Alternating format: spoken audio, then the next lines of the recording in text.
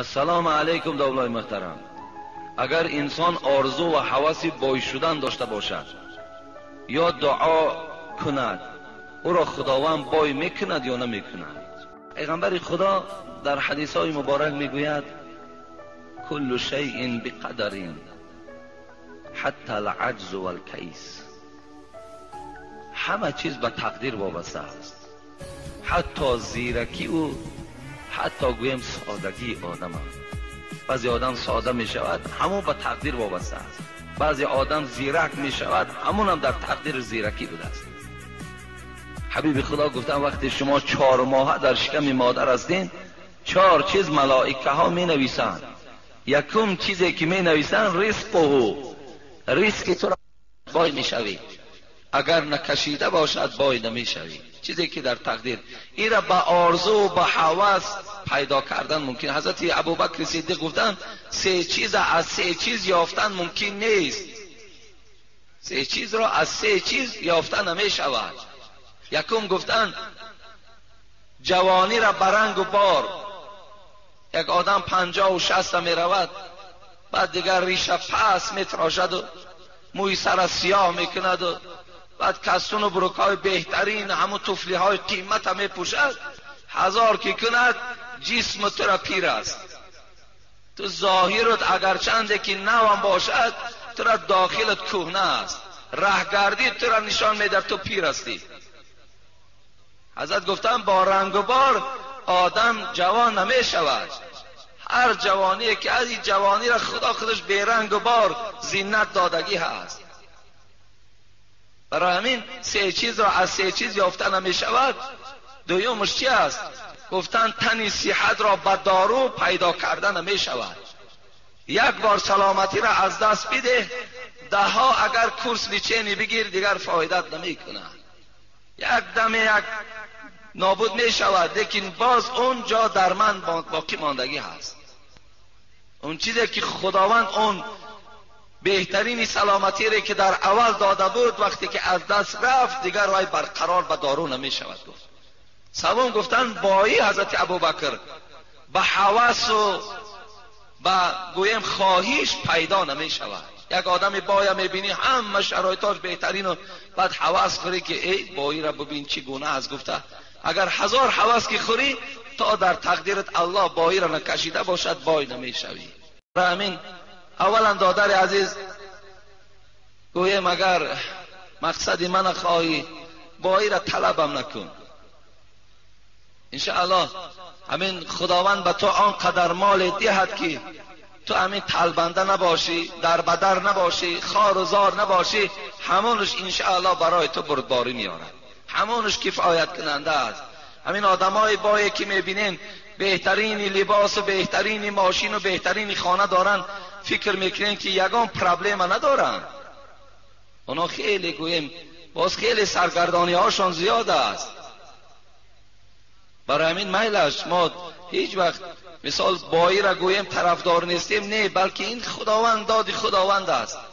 یک کس بای میکند، یک کس کم بغل میکند که خوش به حال همون بایی که از همون دولت و سهولتش دیگرها را برخوردار میکند، خوش به حالش. بسیار نیک است همون بای هایی که اگر در کدام محله که بای زندگی داشته باشد و همون محله از حساب آب و نان او برخوردار باشد، خوش به حالش. لیکن بای ممسک باشد، بای بخیل باشد، بایی که کسی یک تنگه او را نبیند، این بای دردی سری وای است باور کنید. این بای با او هیچ فایده نمی بخشد. یک قصه یادم آمد در گلستان خوانده بودیم.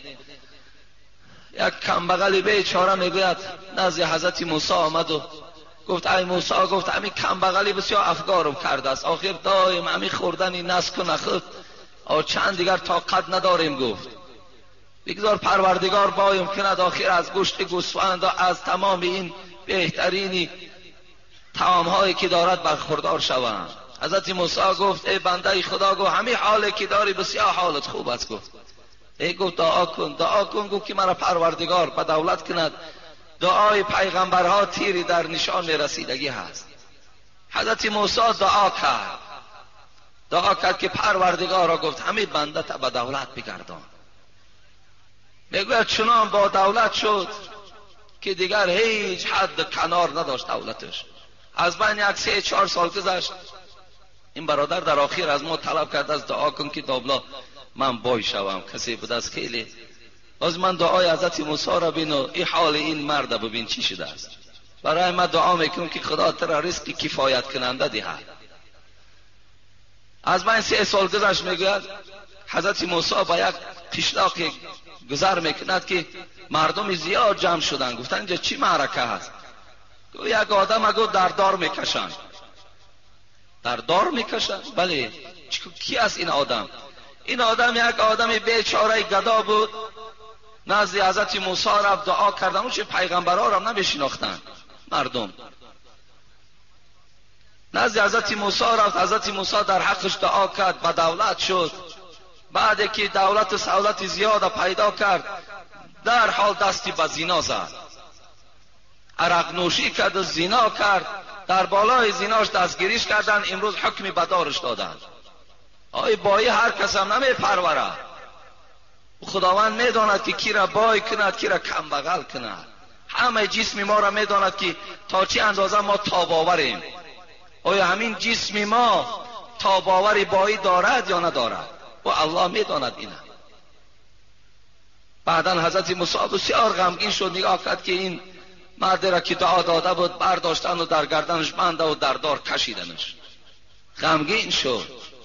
میگه حضرت سعدی میگه که یک ندای آمد به گوش حضرت موسی که با یک طریق نظم که از جانب پروردگار که آن کس که توانگرت نمیگرداند اون مصلحت تو از تو بهتر داند. ای حضرت موسی، پروردگار از تو در دیده بهتر میداند که کی را بای کند، کی را کم بغل سازد. الله این نقصتر میداند. مردان گفت گربه مسکین اگر پر داشتی، تخم گنجشک از زمین برداشتی. این گربه را گفت پروردگار گفت ای موسی نگاه نمیکنی، چرا پرش نمیتیم؟